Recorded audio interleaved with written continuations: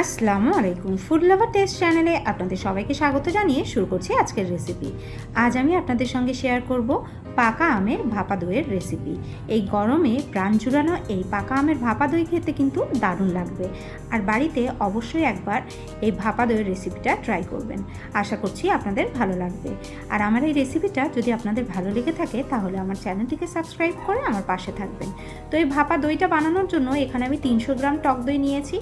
এবার একটি ছাঁকনির মধ্যে আমি এই টক দইটাকে 2 ঘন্টা মতন রেখে দিয়েছি, যাতে করে অতিরিক্ত জলটা ঝরে যায়।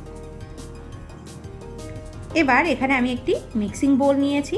বোলের মধ্যে আমি দিয়ে দিচ্ছি জল ঝরানো টক দই। এবার এর মধ্যে অ্যাড করব হাফ কাপ গুঁড়ো চিনি, দিয়ে দেব একটা মিডিয়াম সাইজের পাকা আমের পাল্প। এবার একটি হ্যান্ড হুইস্কের সাহায্যে সব কিছুকে খুব ভালোভাবে মিশিয়ে নেব।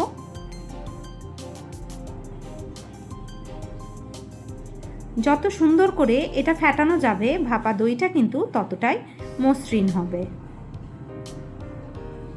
তো এটাকে হ্যান্ড হুইস্কের সাহায্যে খুব ভালোভাবে ফেটিয়ে নিতে হবে। আর এই ভাপা দইটা আপনারা যে কোনো পাত্রে বসাতে পারেন। আমি এখানে একটি স্টিলের টিফিন বক্স ব্যবহার করেছি। আপনারা গ্লাস হোক, বাটি হোক, যে কোনো পাত্রে কিন্তু এটা বসিয়ে নিতে পারবেন। এবার এই টিফিন বক্সের ঢাকাটা আমি লাগিয়ে দেব। এখানে আমি একটি কড়াই নিয়েছি। কড়াইতে কিছুটা পরিমাণ জল দিয়ে তার উপরে একটি স্ট্যান্ড বসিয়ে দিয়েছি।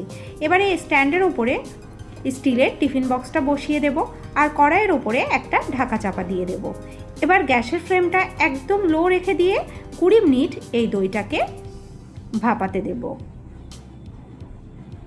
তো 20 মিনিট হয়ে গেছে। গ্যাসের ফ্লেমটা এই পর্যায়ে আমি বন্ধ করে দিয়েছি। এই মুহূর্তে টিফিন বক্সটা কিন্তু অনেকটাই গরম আছে।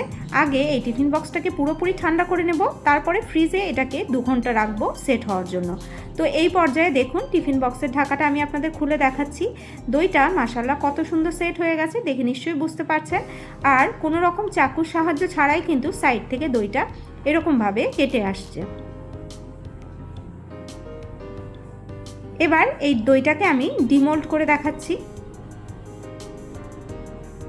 তো আমার এই পাকা আমের ভাপা দইয়ের রেসিপিটা যদি আপনাদের ভালো লেগে থাকে তাহলে আমার চ্যানেলটিকে সাবস্ক্রাইব করবেন, লাইক, শেয়ার আর কমেন্ট করে আমার পাশে থাকবেন।